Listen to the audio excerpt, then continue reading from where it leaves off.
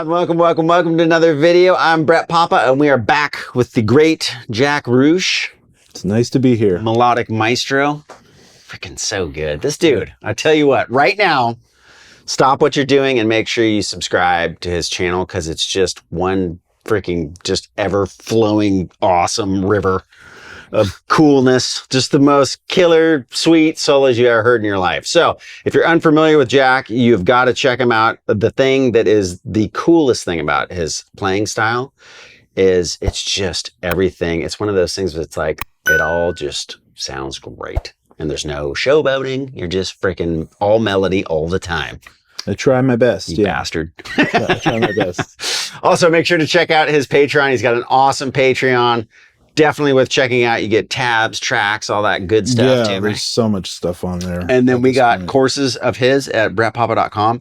And we also have a brand new course coming out, The Art of Melodic Soloing, which is all about target tones and arpeggios and how to really, like, I don't know, man. It's yeah, I'm very happy with the way it's so good. The course I've wanted to make since I started doing all this stuff. Yeah, it's you can't not play. Once you like start getting into it, it's just like, oh my God.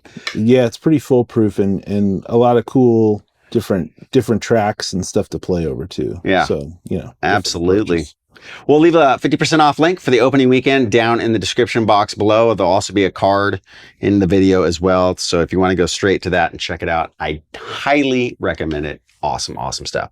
Okay, so for this video, let's just take a topic that I think really is kind of the opening of the worlds for me as a player, which was like when you start seeing chord shapes in one spot on the neck, which you go over a lot in the course. You basically break down all 5 positions with the cage shapes, the chords, arpeggios, all in one spot. Yeah, it's all connected together.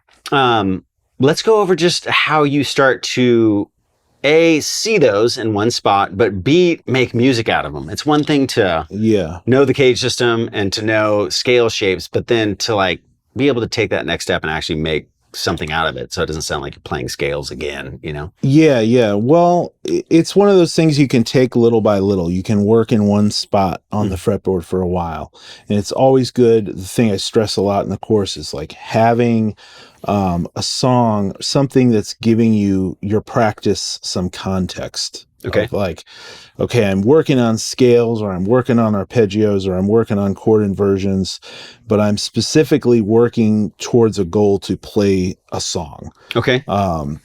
Because then because you can spend a lot of time, you can waste a lot of time just practicing scales without ever really knowing how to apply them. Absolutely. So it's kind of like do it all at once. Learn the chords, learn the scales, but then immediately right away be trying to like make music out of it. That's the way I learned it anyway. So what would your practice regimen be? Would it first like see the chords in one spot and know where the scale is? It takes some time to get like scale patterns or arpeggio shapes under your fingers. Okay. You know, it just does. It takes some time of like there's muscle memory involved, but there's also like visualizing it on the fretboard. And, you know, just the time, anybody that's ever tried to memorize a lick or learn something, you know that it takes time before you can just do it confidently. Sure. And you like, I know this, you know? So, like if you're playing like what we were playing before, like A major to F sharp minor, you could take those 2 chords, basic triads, right? Okay. And just pick a spot and learn them on the fretboard. So if you do down here and you would take like this G shape, for an A major chord from the cage system, right? Okay. That's the G shape from the, you know, C-A-G-E-D thing of the cage, and that would connect with this F sharp minor chord. So like first step is just kind of like knowing where those are, knowing where the chords, and again, it comes back to like having a song that you're working on, having something to give the whole thing context. Sure. Because the real strength of this is not just learning how to play over one chord really well, but learning how to connect the dots between chords. That's really what the whole name of the game is. So, you know, that could be 2 chords, and then you could, you know, sit and play through, you know, just the notes of that basic A major chord. Okay. Right? A, C sharp, and E. That's all that's in that chord. If you wanted to make it like a 7th chord, you know, you would add a major 7th, or, you know, you can elaborate on it more. But then, you know, F sharp minor, you know, there's your arpeggio. Okay. And then, like, because those chords are both within the key of A major, you'd have your A major scale in that position. Okay. So that's kind of like, you know, the stuff you sort of have to get under your fingers and memorize so that you know how to navigate through those 2 chords in that position. But as you're working on it, you can also, you know, like put on a backing track or loop some chords, or if you're jamming with a buddy, have them loop the chords and try making some music with it and mess around with it. But the thing I stress on so much is arpeggios and chord tones. Really, I mean, there's really 2 words for the same thing, but stressing on playing the notes that are within the chords in your solos. Okay. Because that gets you out of kind of the meandering through scale pattern thing. Got it. And it really drives home the whole melodic aspect of playing over those changes. So if you know that an A chord is made up of A, C sharp, and E, A, C sharp, E, and you know where those notes are, and you're trying to craft a little solo or a little, you know, some licks in this spot, then you can target those notes, you know.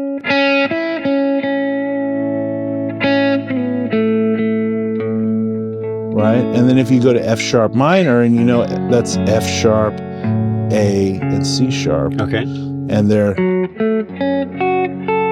right there, then, you know, play it A, yeah.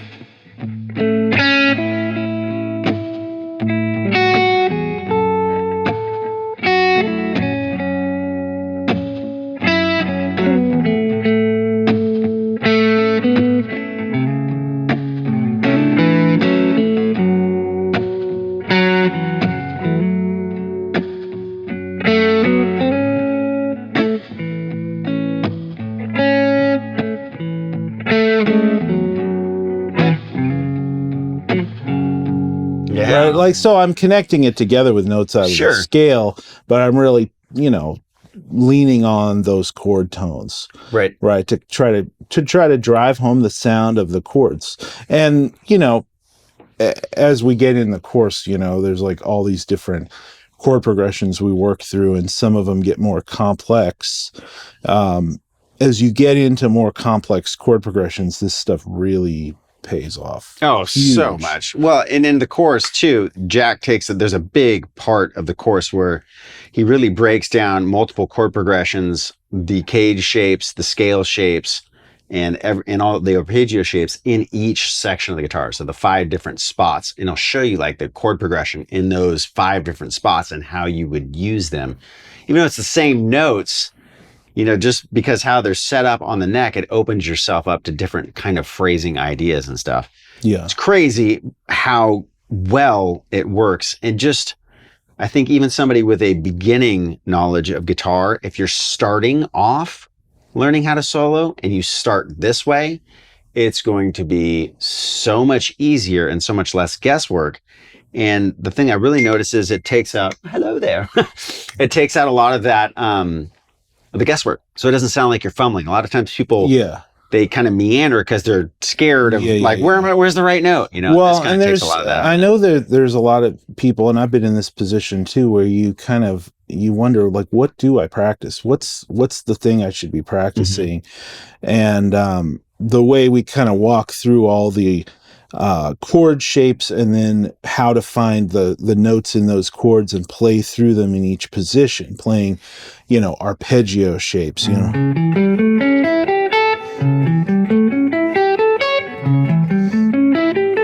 Right, like taking a chord like that, like an A7 in that case, and playing it in these positions, real thorough and kind of in a matter-of-fact way. it gives you a real nice clean template for like how I should be practicing this stuff and how I should work on it, and then how to transition that into making music with it. And it's one of those things like, yeah, if you're just getting into soloing, it's a really good little pathway to go down. But it's also great, like I had been playing guitar for a long time before I started doing this stuff. Sure. It's great for guys that have been playing a long time that have sort of a random smattering of stuff they know how to do around the fretboard, but it's like they got dead spots in the neck. Absolutely. Which that was the case for me. You know, I had, like, when I was a kid starting out, it was like, okay, I can really play in a few spots really great, but man, I get mixed up in certain places. So it's just like filling in all those gaps and connecting those dots. Well, and you'll see how quickly it all falls together. And once you start really getting a handle on the cage shapes, it doesn't really matter what the progression is. Even if you're scared up on stage, you're like, oh, I don't even know what to play, but you'll be able to at least see those shapes in one spot. So even if you had to stick in one spot, you definitely will have the tools to get through a song confidently. Yeah. And a lot of what we're doing too is like how to practice and how to kind of prepare for situations like that. So you can kind of prepare yourself and come up with ways, like little pathways to get between chords, so that then when you're on stage and you're improvising or you're jamming with friends and you're just trying to kind of get in the flow, you've practiced ways to get through things. Yeah, and absolutely. And you sort of, you know, it's a thing you just keep building on.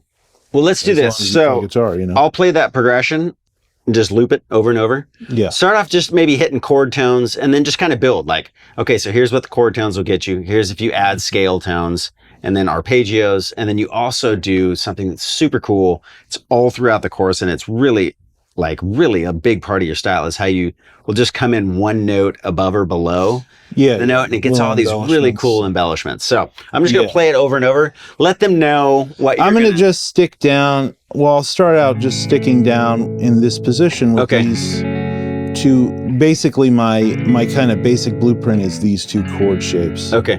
Right. And then, you know, all those chord tones to those chords. And then, you know, when I get into the scale, you know, that. And then, we'll talk about some of the embellishments. Okay, cool. And then just call it out as you're going so that they can kind of know what you're doing. 2, 3, 4.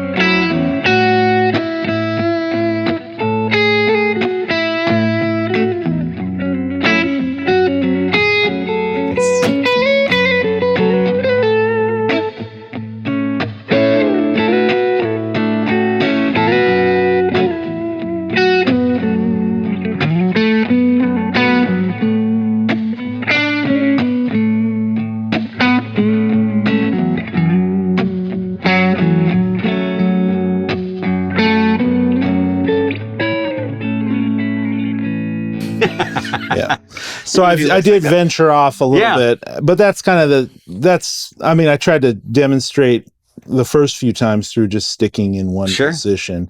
And that's kind of how you practice it, is like start in one position, then add another position. And, you know, I try to like make the digesting all this stuff, because it's a lot, you know, it's a lot if you're just starting on guitar. Or if you've been playing for a long time, but you want to go in and do all the fundamental stuff to fill in all the gaps, it can be a bit overwhelming when you're looking at the whole thing laid out in front of you. But I try my best to make it as easy and digestible as possible, where it's like, hey, just stick with this little thing over this chord progression. Here's what you practice, and then here's some examples of how to make music out of it, and then, you know, stick with that for a while, and then add the next position. And then, you know, there's like solo examples where it's like, okay, now that you've worked on this stuff, here's what you can do with it. Or at least here's what I would do with it. Well, and then you can do your own thing. It's really great because it is really meticulously broken down into baby steps. In the course, you get a serious dose of the fundamentals and what you need to do to be able to see this and digest what he's playing. Keep in mind, I mean, this guy's been playing on the road and gigging and for years and years applying this stuff. But the cool thing is you've distilled kind of the fundamentals of how to get there really well. And even in my own playing, like when I sit and I noodle with what he's doing, it automatically makes my playing more melodic, and all the little embellishments and all that stuff that he does, it's really, especially if you've already been playing a little bit, it really seeps into your playing a lot quicker than you might think. Now, you know, Jack is a favorite in town, and everyone from Bukovac to Kenny Greenberg loves how he plays guitar. So keep in mind, you know, he's a really incredible guitar player, and you're not going to start off being that melodic, but even with a little bit of work every day, you'll take your own playing to the next level really quickly, because it's really easy to see, like, oh yeah, like when you break down the different spots, you really start to be able to see it. And I guess once you see it, that guesswork comes out, and then you start going through and you kind of let them know what the different intervals sound like. You know, and it starts to become like you can hear the note choices. And the great thing about his playing is it's so digestible that, you know, when you're here jamming, I can hear where you're going to go at this point, because I've heard and I understand how his playing works. And that's a really great thing, because his style is so approachable that he makes the really sophisticated stuff easy to start to hear in your own mind, right? And that's really a skill that's really hard to develop right off the bat. People be like, oh, check out Robin Ford. And it's like, yeah, okay. But like some of that goes by really quick, where a lot of the stuff in the course is just really slow paced, killer melodic phrasing. But it's like, here's exactly what we're doing. Yeah. And the whole idea is like me just kind of showing you the stuff that I worked on, the path I went down to find or start to find my own sound and style, so that you can do the same thing for yourself. Yeah, absolutely. And not, you know, if you want to play my stuff, great, but it's also like, this is just the recipe to find your own thing, find your own melodies, and hopefully the way we just demonstrate it, it's something that you have an easy time applying to whatever music you're making. For sure. Yeah. Well, and the other really cool thing is it's blues based. It has sophistication to it, but for you that might be more in the beginning realms of guitar, there's not a lot of bending and stuff in it that'll be tough to do with your fingers. A lot of it is just really well laid out, little slides and stuff like that. So there's not a lot of bending and all that kind of stuff that you have to worry about when there's a lot of, kind of blues type phrasing. So it's really easy to digest and to immediately apply what's here. And I promise you, like I've seen it in myself, what he's laying out here will really have a profound impact on your playing. So make sure you check down in the link below. We'll leave a 50% off for the opening weekend coupon code. Go to brettpapa.com. He's got a bunch of other courses there that are fantastic, not just lead stuff. He's got a rhythm course that's fantastic too. So check it out. I really can't stress how great his courses are, how approachable they are for just about any level. So make sure you check them out. As always, thank you so much for the continued support. We'll catch you next time.